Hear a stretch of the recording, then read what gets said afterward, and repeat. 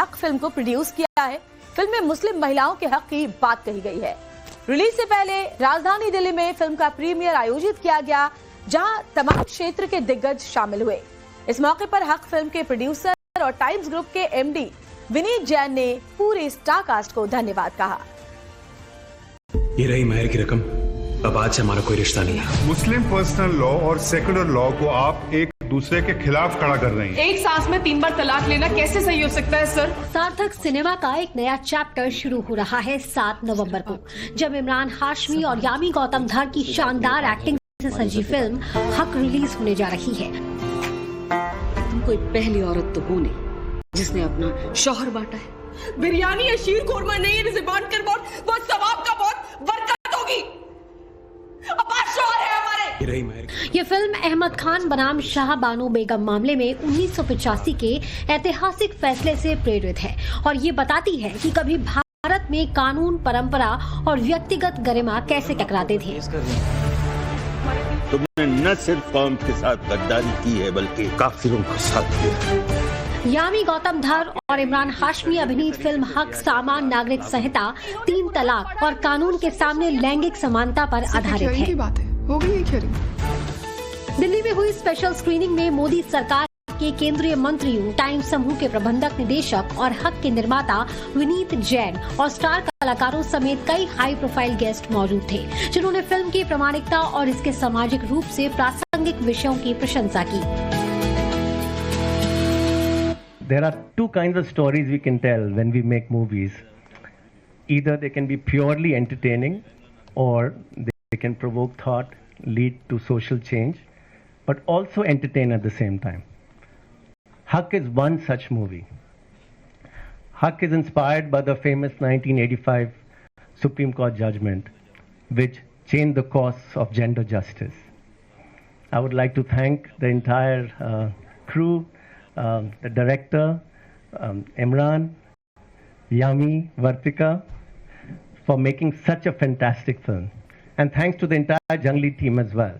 It is an interpersonal story. It's a very emotional film.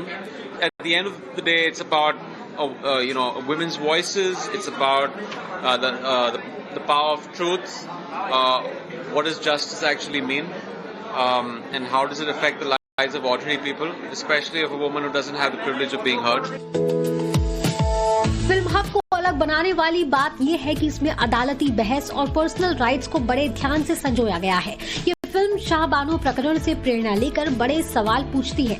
अधिकारों का दावा कौन करता है, संस्थाएं कैसे प्रतिक्रिया देती हैं, और जब निजी जीवन सार्वजनिक युद्ध भूमि बन जाता है तो उसकी क्या कीमत चुकानी पड़ती है। इसका परिणाम एक ऐसा सिनेमाई अनुभव है जो सामयिक भी है, साथ ही आपके मन में विचारों का भंवर खड़ा करता है।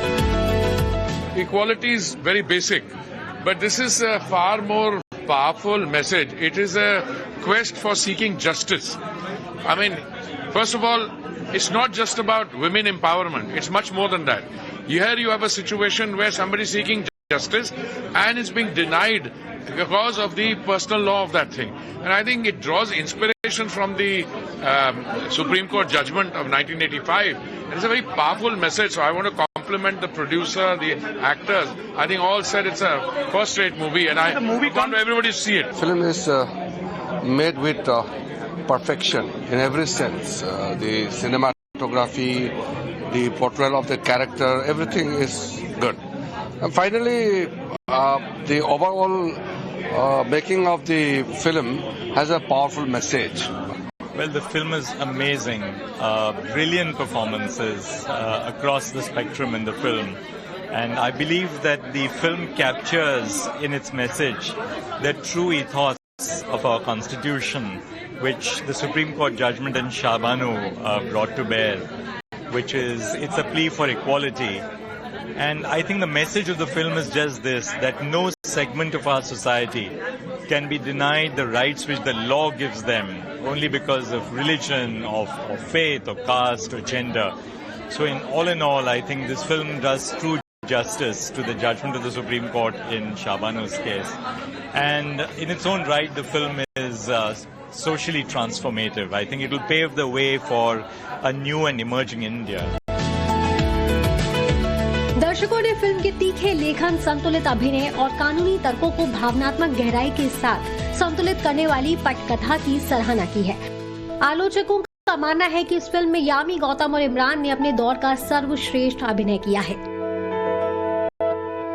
इसमें एक एक किरदार बहुत पावरफुल था, कॉस्ट्यूम्स बहुत पावरफुल थे और उसके साथ साथ एक एक डायलॉग जो था वो बहुत पावरफुल था। ये सिर्फ एक मुसलमान औरत का नहीं था, बल्कि देश की तमाम मुसलमान औरतें जो इस तरीके से तकलीफों को फेस कर रही हैं उनके लिए था। मैं एक बार फिर टाइम्स नाउ को इस बात के लिए मुबारकबाद देना चाहता हूं कि उन्होंने इतनी पावरफुल फिल्म को बनाया और एक मैसेज भी दिया, और मैं समझता हूं कि आने वाले समय में ये पिक्चर मील का पत्थर साबित होगी। 7 नवंबर को रिलीज होने के साथ ही हक ने स्वयं को मनोरंजन से कहीं अधिक आगे रखा। ये कानून, समानता और नागरिकों की गरिमा के बारे में बातचीत शुरू करने वाला विषय है। आप भी तैयार हो जाइए, एक ऐसी फिल्म आपका इंतजार कर रही है जो भारतीय राजनीति की दशा और दिशा बदलने वाली घटना पर आधारित है।